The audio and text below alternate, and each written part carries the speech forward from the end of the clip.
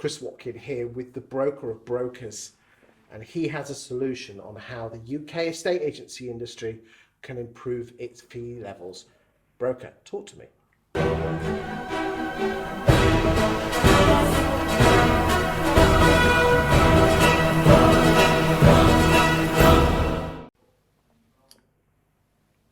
Regulation. Now you're talking about someone here that's anti-political correctness. Political correctness is a sort of regulation of sorts, but the wrong type. In fact, it started in 1934 with the New York Times talking about Nazi Germany, Aryans. That was the original, believe it or not. But the only way that you're going to get fees up to where they should be for all the agents, and they deserve to be paid more, is when you regulate the industry. Because once you regulate, there's more costs, and those costs, some of them unfortunately will be passed on to the clients, but they will feel that it's become now a professional white collar industry. White collar means salaried. So in other words, people will have guarantees, as I said in the model that I talked about in the last video.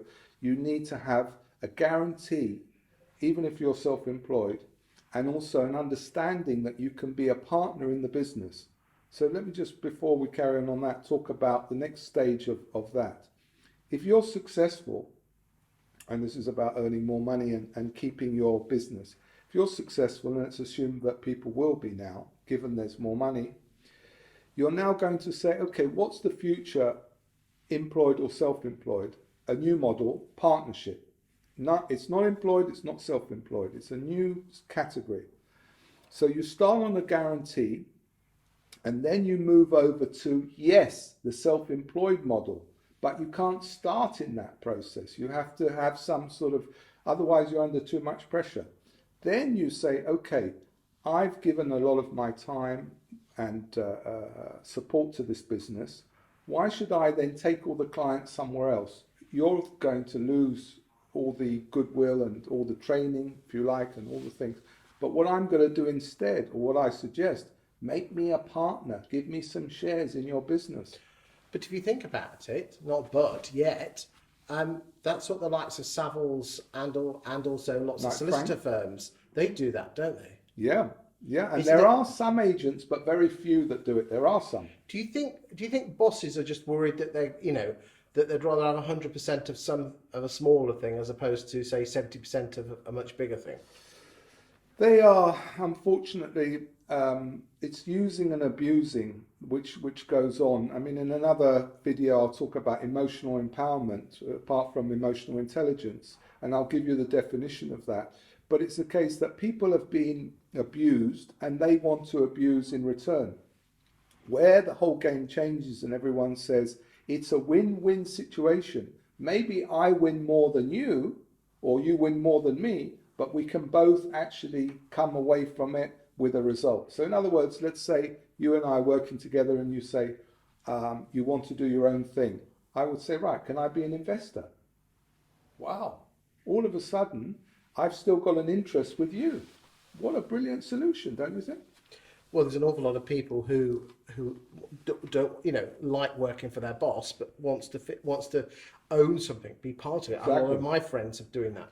So what you're suggesting is this partnership model is where the boss invests in the person for a short period of time, almost like a parachute payment, so they're not running around. They haven't got the word desperate on their forehead. Correct. And then potentially go into a more self-employed role, which again is still a partnership of such. Correct.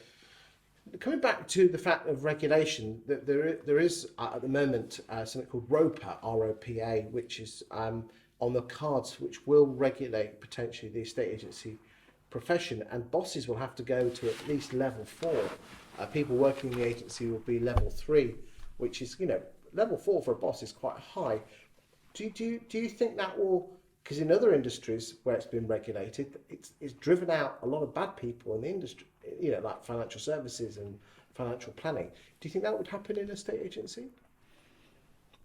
Potentially, yeah. I think people will start to look at it with the most important people are actually the clients and the applicants, because they have to have the right perception They're abusing estate agents at the moment, thinking to themselves, anyone can do it.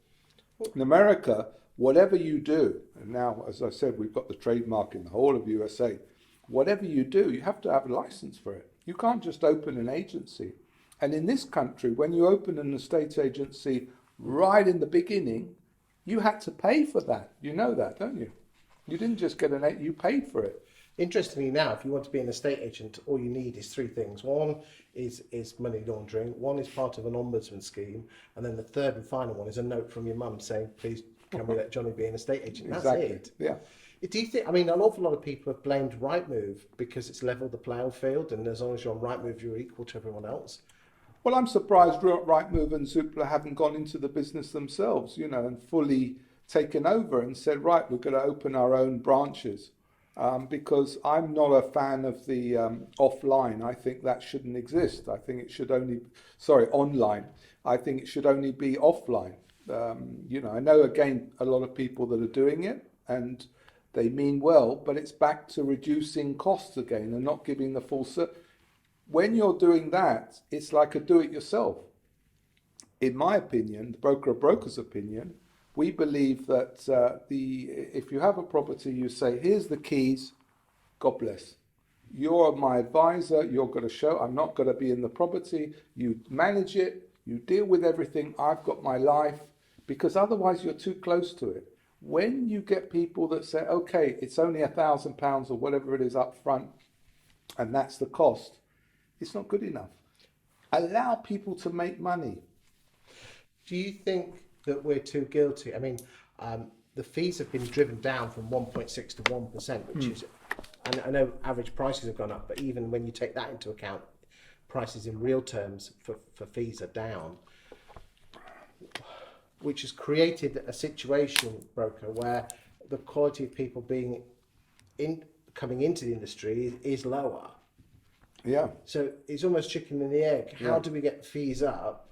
By regulation. Unfortunately, you can't just put fees up because people won't accept it. They'll say, how are you justifying this? But there's estate agents that are next door to each other, one that charges 2.5% and the next one charges 1%. Yeah. How can they get away with that? Or is it not a case of getting away? It's just that one is a better estate agent and charges what You they're can worth. charge 10% or 0.1%. It's up to you. You can. There's no sort of regular amount. People always say one thing or another. It's not about. Everyone's worried about paying people money. We have to change the culture in this country into something that says, look, I want the VIP. When I go and sit in Claridge's, I don't just sit there. I get service. They know what I want. They know exactly. They say, would you like your usual? You know, everything there is bespoke. And that's because it's the best of the best. And my belief system is that it doesn't matter where you are in the country, whether you're in the heart of London or in a place like this lovely town, when you walk into someone's domain or communicate with them, you should get the VIP treatment of you're important, you're special, how can I help you? And then they will do more business. They won't go to another firm. They'll recommend you and you will be able to grow from there. You won't need to do marketing all the time, although that's important because it's part of the system. But when you've done the hard work of bringing the person in, you have to treat them like gold. Thank you for your time today, broker. Welcome.